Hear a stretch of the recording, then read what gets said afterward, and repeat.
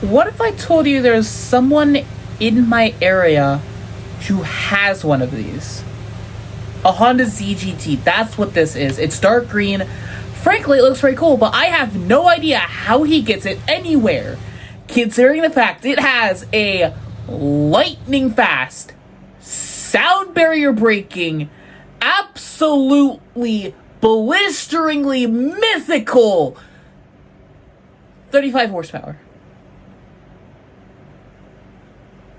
and 23 foot-pounds of torque. But maybe the 1100 curb pound. The 1100 pound curb weight. Maybe that's why it gets around, because this thing is ridiculously light. I'm also expecting some funny engine swaps and maybe a little bit of weight reduction. So maybe today's challenge is to try to get this car to get a positive power to weight ratio, because you can get that PLP50 to a positive power to weight ratio by giving it. Actually, I have the P50 Trolley Edition, which actually has the power to weight ratio, something we're looking for. Let me actually show that off. Where is it? Peel. Yeah, 775 horsepower, and it weighs only 502 pounds. Not kilograms, pounds. So this thing, I have a feeling we might be able to do the same here. But first, let's get into any customization we may have. We have side skirt options. Interesting. I'm assuming we remove the mud flaps. Oh, we add mud flaps, but that's actually kind of cool.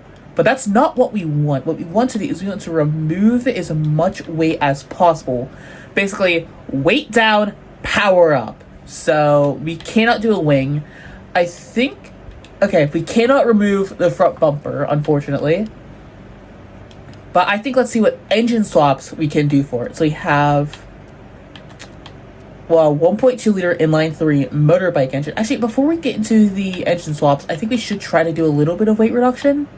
Only 81 pounds, that's not promising. But let's shave off as much weight as we can, and then let's get into the engines, because that should give us a good baseline.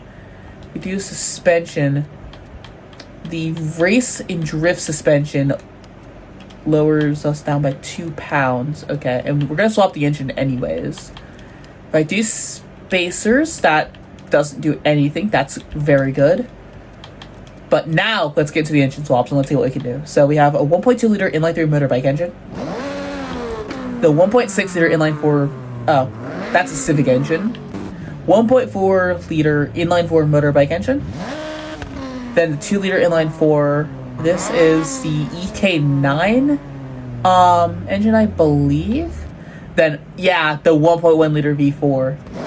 And it's even lighter than stock. Okay, that's a great start. And then 1 liter inline 4. Now, this is the good engine, I believe, because it revs the highest. But this is super light, and it's probably the one we want, because this adds 11 pounds, this one shaves 2.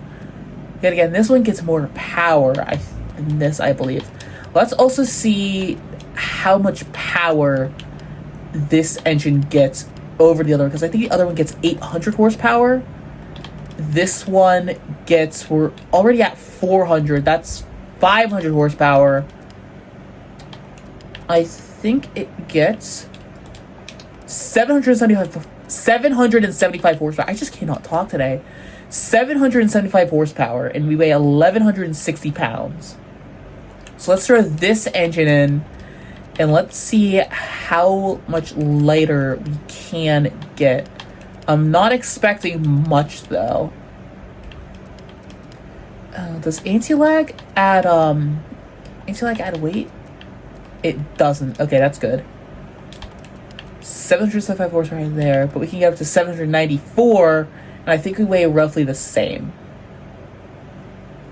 But we also do have a problem, because I would like this thing to be actually drivable, which means we need to do all-wheel drive, which adds a couple pounds, which is not what we want. But you know what? That's okay. I also want to make this thing as goofy as possible anyways. And any tires... Oh my god, that puts us into S2. Okay, then. Yeah, I guess let's just make a broken car. The tires only get up to 195 millimeters. This thing suffers the same fate as the Prius, where you could get goofy power out of it, but the tires is what made it so bad, because you could not get any grip with 235 millimeters. And this is even worse, 195s. Can we lower... Okay, we can shave off 21 pounds on the wheels, though. What style do you want to go with, though? I think the max we can remove is 21 pounds. Yeah, 21 pounds. Actually, these TE37s, this small, do not look bad. Let's also increase their size a little bit. That does add only 2 pounds, but I think it does look a little better. So I think that's okay. We are all-wheel drive. We have, yeah, all this. I think we might have to do aero as a little bit of a saving grace here, because we are going to have literally 0 grip otherwise. And adding mud flaps does, in fact, yeah, add weight. So maybe we want to do a roll cage. That puts us up to 927. Oh my god. Yeah, we'll have to do that. Oh, we should also probably do the transmission before I forget. Everything else is already upgraded. I think we do a 7-speed. We could go with a 4-speed. But I think a 7-speed... No, let's keep it a 6-speed. I don't think we need a 7-speed. We can throw in a race diff, though. And I think all of this is good. 790... Nearly 800 horsepower. We're only a couple pounds heavier. 100,000 credits later, I'm running out of money because I am trying to snipe auctions, because I really need... Well, I don't really need, but I'm trying to complete the car collection. And, I'm getting close. I did finally unlock it in the collection journal, but now I am a completionist and I will not stop until I have every car in the game. Anyways, let's go to designs and paints and let's see what we can do for this. No advanced paint groups. I guess that's kind of typical. Actually, I want to try to recreate the color of the person's Honda, because I know they have one of these, but I do like the yellow though. But their Honda was like this really nice, kind of like a dark olive green, like this. I think that's it. That's pretty damn close. It was literally just this color. I also think the grill was different. It didn't have the split in the grill. I think it was just one big mesh. Might have still had the chrome surround now. I believe it did.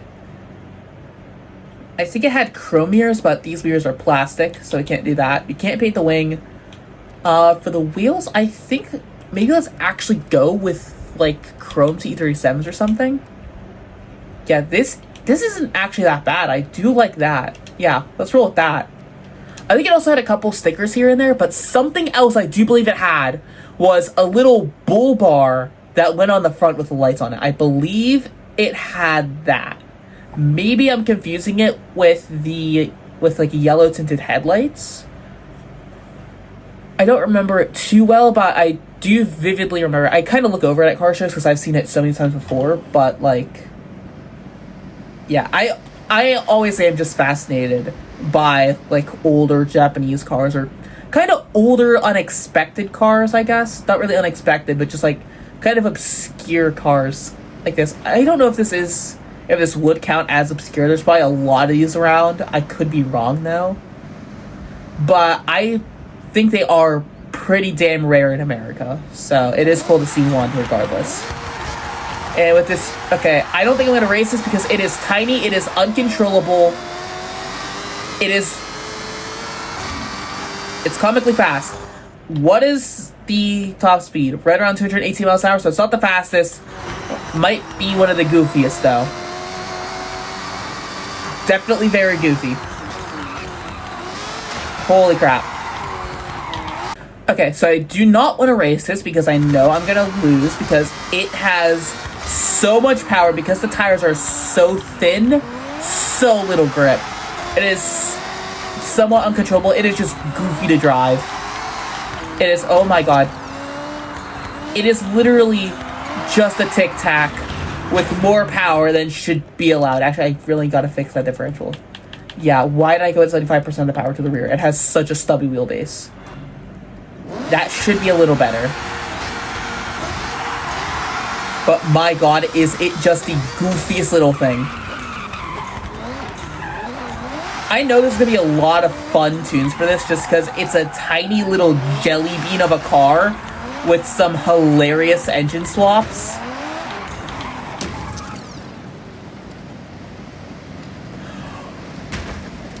Why would you brake? Why would you stop right there? All of the lights in Tokyo stay green. That's seriously one thing I've noticed. The lights don't change. They're always green. What the hell even was that? Oh my god, it happened again. Was there a light there or was that a stop sign? I'm pretty sure you have a stop sign. No, you'd have a light, but of course it's always green.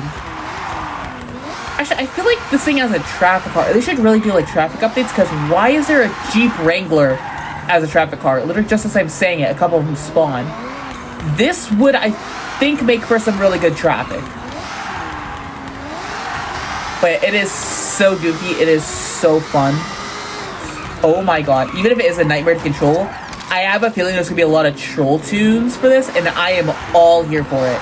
Would be nice if we got a little bit more customization, like maybe that little bull bar, just a couple little add-ons here and there, maybe even some little roof rails would be cool.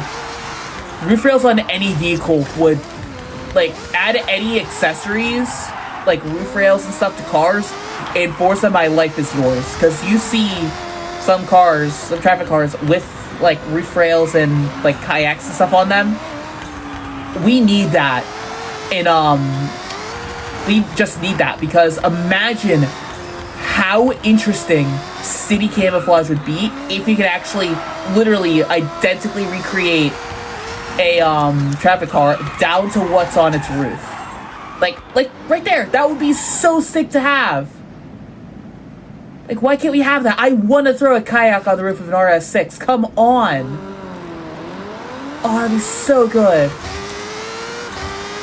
But this thing, I think this thing is pretty good. I feel like this could end up being a really overpowered vehicle because of how light it is and because of its engine swaps. And that is a perfect storm for some goofy tunes. So yeah, this thing, whatever people do to it, I am all here for it. Because this thing, it's not my cup of tea, but still pretty damn good.